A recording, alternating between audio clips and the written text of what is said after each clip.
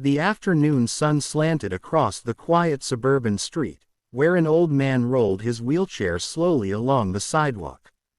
His jacket sleeve was empty on the right side, neatly folded where his arm once had been.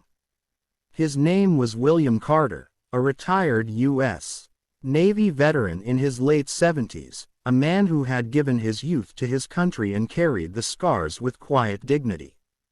He had fought wars most people only read about in textbooks, but today he was fighting a quiet war against loneliness after losing his wife 2 years ago. Every afternoon, he wheeled himself to the small park near Maple Avenue, breathing in fresh air, greeting children, sometimes sharing a story or two with those who wanted to listen. He never boasted about his service, but the gentle pride in his eyes gave it away to those who looked closely. On this day, the peaceful hum of the street shifted as the low growl of motorcycles roared from the distance. A gang of 5 bikers, leather vests patched with symbols that meant trouble to anyone who understood such things, turned onto the road. They weren't from this neighborhood.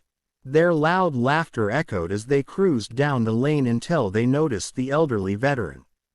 William tried to stay focused on his slow journey, but the gang spotted him too quickly. The leader, a tall man with a scar across his cheek and a chain swinging from his belt, signaled to the others. Their engines revved, and the bikes surrounded the old man like steel beasts closing in on prey. The children nearby stopped playing, mothers froze in fear, and a sense of dread rolled across the park like a storm cloud. The gang leader leaned down off his bike, sneering. "Hey old-timer," he said, voice dripping with mockery, "nice wheels. Government issued for heroes like you, huh?" The other bikers snickered. William looked up with calm eyes, refusing to show fear. "Afternoon, gentlemen," he replied softly, his voice steady despite the tension.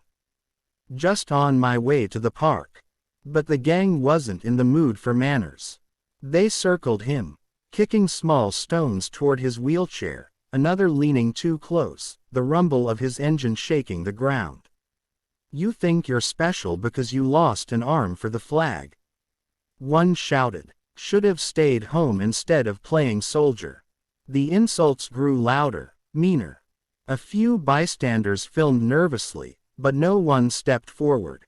They all knew these men were dangerous. The gang shoved William's wheelchair slightly, it rolled inches backward.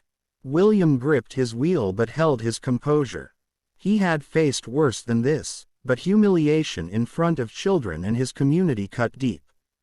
Still, the veteran stayed calm, though his heart ached not for himself but for the decay of respect he saw before him.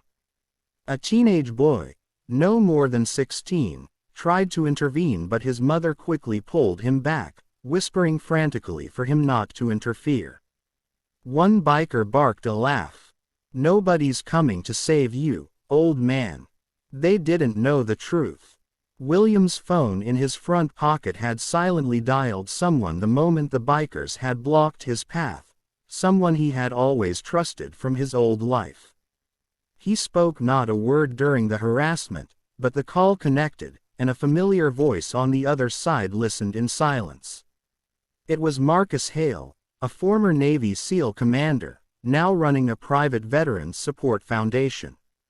William had saved Marcus's life once in a firefight overseas. That debt was never forgotten.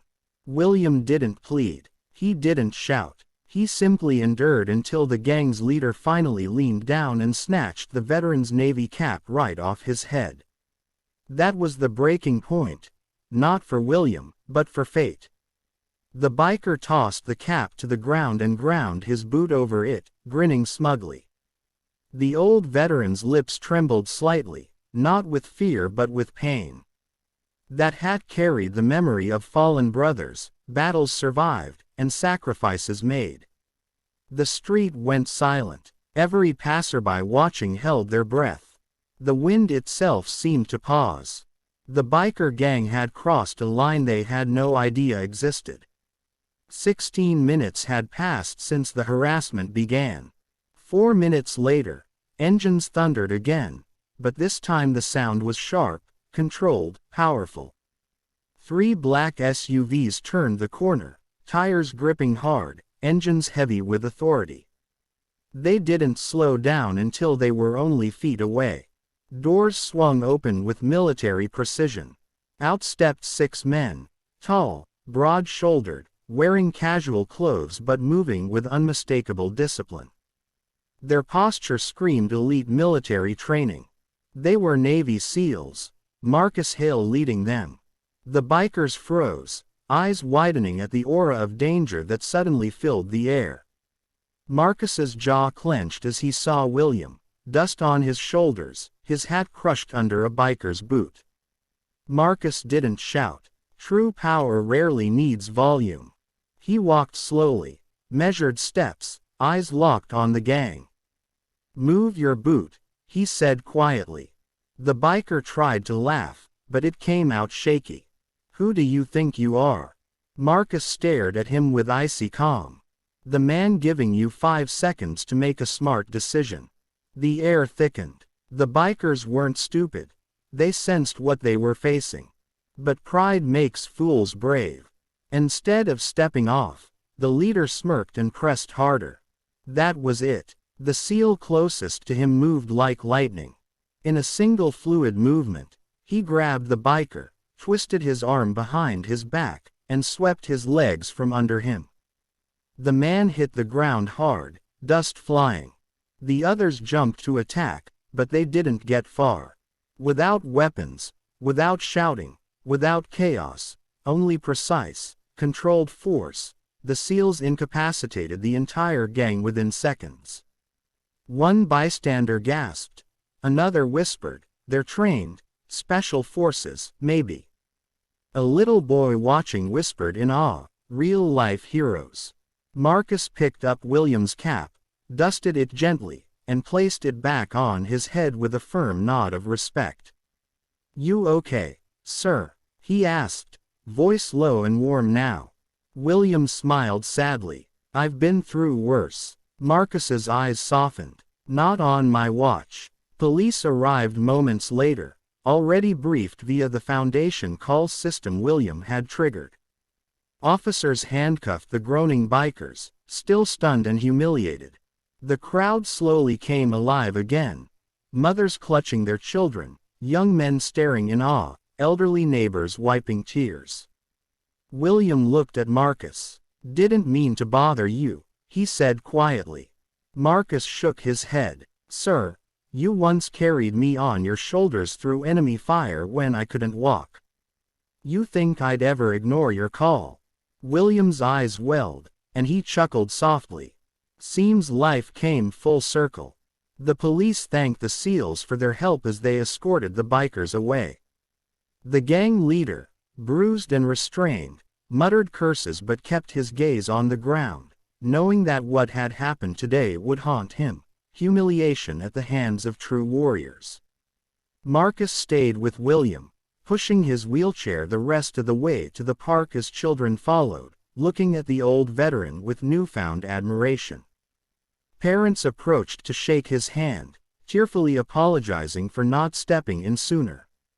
William simply smiled, always humble. "Courage takes many forms," he said, "and sometimes the hardest thing is knowing when to act." Marcus sat with him under the shade of a tree. The quiet returned, peaceful this time, and William closed his eyes briefly, feeling dignity restored. For the next hour, the two men talked, not about battles fought or enemies faced, but about life, loyalty, and the people they lost along the way. They spoke of honor, of sacrifices unseen by the world, of brotherhood that time could not weaken. And as children played nearby again, mothers relaxed, and the breeze carried gentle whispers through the leaves, the world felt right again. The veteran lifted his chin proudly, knowing that even in his old age, surrounded by modern chaos, there was still respect left in the world. Not because of force, but because honor recognizes honor. The SEALs eventually departed, but not before Marcus turned and saluted him. William returned the salute with his one arm, tears glistening as he whispered, "Thank you, boys. Always faithful." The street would return to its ordinary rhythm tomorrow, but this story would echo across the town, spoken in hushed admiration, retold in barbershops and schoolyards, resurfacing every time someone doubted the value of respect. Because some moments remind the world that the price of freedom isn't forgotten, and the men who paid it are never alone. And somewhere deep inside, every person who witnessed that moment would carry a renewed belief: real strength isn't in loud engines or intimidation. Real strength stands quietly, fiercely, and arrives exactly when needed. The veterans sat there peacefully, watching the sunset, the sound of distant engines fading, the memory of loyalty everlasting. The day had begun like any other, but it ended as a lesson carved into history. Not all heroes wear uniforms forever. Some wear worn jackets, empty sleeves, and quiet smiles. And sometimes, the world remembers to stand up for them.